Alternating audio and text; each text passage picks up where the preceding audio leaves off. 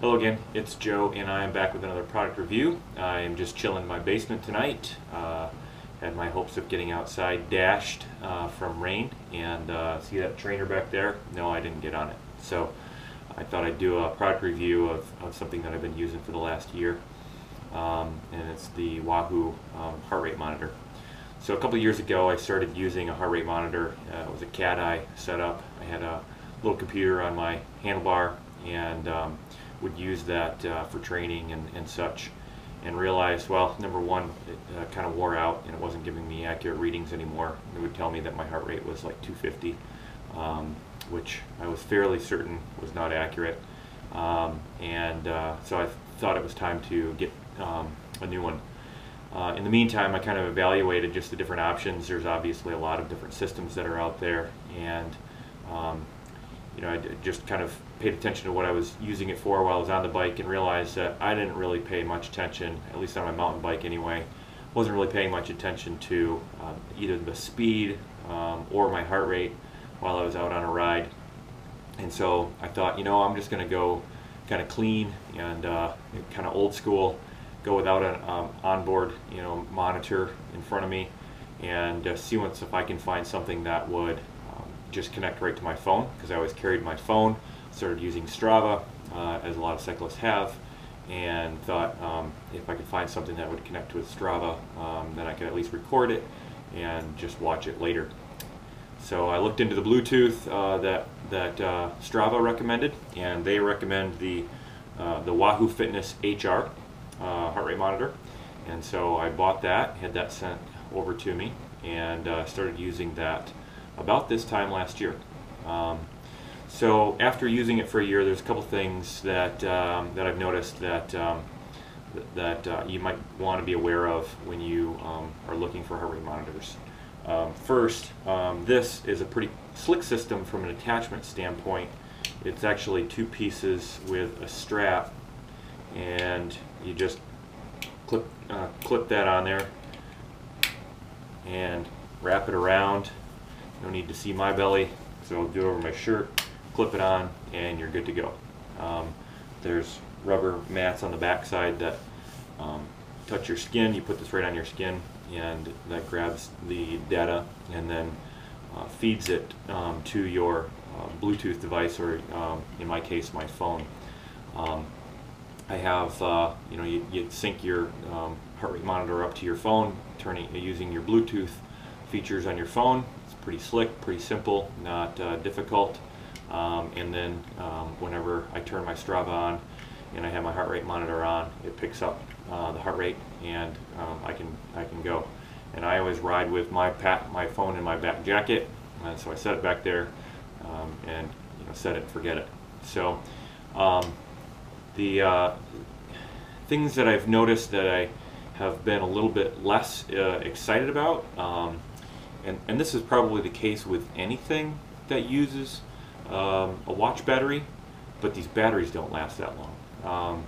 This is, again, I've been using this for about a year, and I've gone through probably 5 or 6 batteries on this thing, and that to me is a little bit disappointing, that the batteries just don't last. But I've had other devices that use watch batteries as well, and same thing, those batteries just don't tend to last as long. So that can be a little frustrating, particularly if it dies on you while you're riding, and in my case, I don't know it.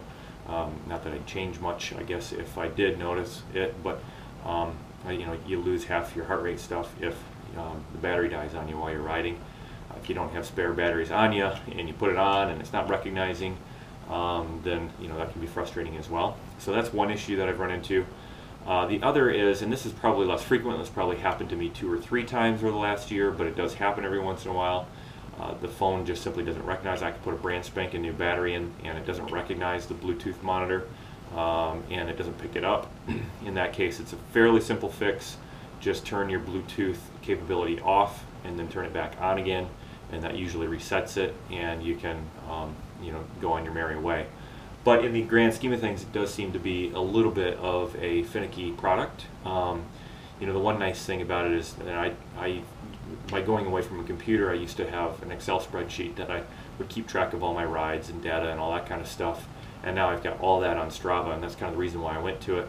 I don't usually, there's certain things where, yeah, it's fun to go ride hard and see once if you can, get down a PR or even a KOM if you're fast enough. But I usually just use it for logging purposes, and so I can go back and I can compare rides from ride to ride. One of the other things that is a little bit disappointing if you're going to use this kind of system, particularly because you're going to use it with Strava, and this might be more of a Strava issue than anything else, but understand it too. It doesn't really work well for trainer rides. So when I do get on the trainer, I can put my heart rate monitor on, I can set the phone in front of me, and I can, especially if I'm going to do like a drill of some sort where I want to make sure that I'm in a certain heart rate zone for a period of time, whether I'm doing intervals and I need to get my heart rate up as fast as I can and keep it up for 60 to 90 seconds or whatever that interval is calling for. That's nice. If I want to keep it in a certain zone and just kind of cruise for a while, that's good, it's helpful. But unfortunately it doesn't record that along with your trainer data. So when I finish a ride on Strava, it's not actually recording anything because I'm not moving. And so I don't have a power meter attached to my Strava or a cadence meter attached to the Strava, so it's not really recording any of my speed data or anything like that. So if I go back in and manually input a Strava ride on my trainer, there's no way to link up my heart rate data during that ride to that trainer ride. So being able to go back and compare heart rate zones and the amount of time that you spent in those zones while you're on the trainer is a limitation. So if you're looking at different systems, obviously I already had the phone, and so this device is only like $80, so it's a really inexpensive option. But with it, it can be pretty limiting depending on how critical the data is to you and how critical the monitoring.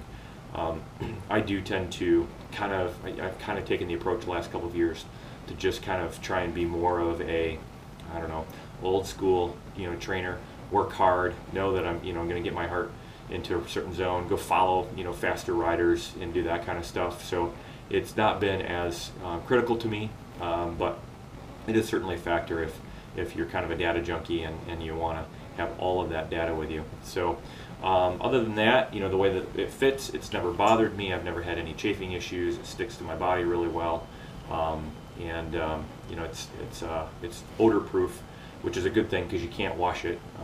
They highly discourage washing it in any fashion, particularly the band. You'd think that you'd be able to throw the band in the washer or something like that, but they don't recommend that, and I haven't tried it, so I don't know what would happen if you did. But otherwise, it works pretty well for that. I expect that this Bluetooth technology will come around for those of you that want to use this system and also want to have access to that data while you're riding, particularly outdoors. They do make phone cases and mounts for bikes. I've got an iPhone and the price of those things, I'd almost be better off just going out and buying a Garmin with a heart rate monitor that way versus sticking my $800 phone on my bike and crashing that and then being without a cell phone for a week while I'm getting a replacement. So, but if that is something that's important to you, you can run it that way. There are options like that. But anyway, that's my review of the HR, the Wahoo heart rate monitor. It's mixed, I guess, is what I'll tell you. And I'm just giving you that feedback in case you're looking at a couple of different options.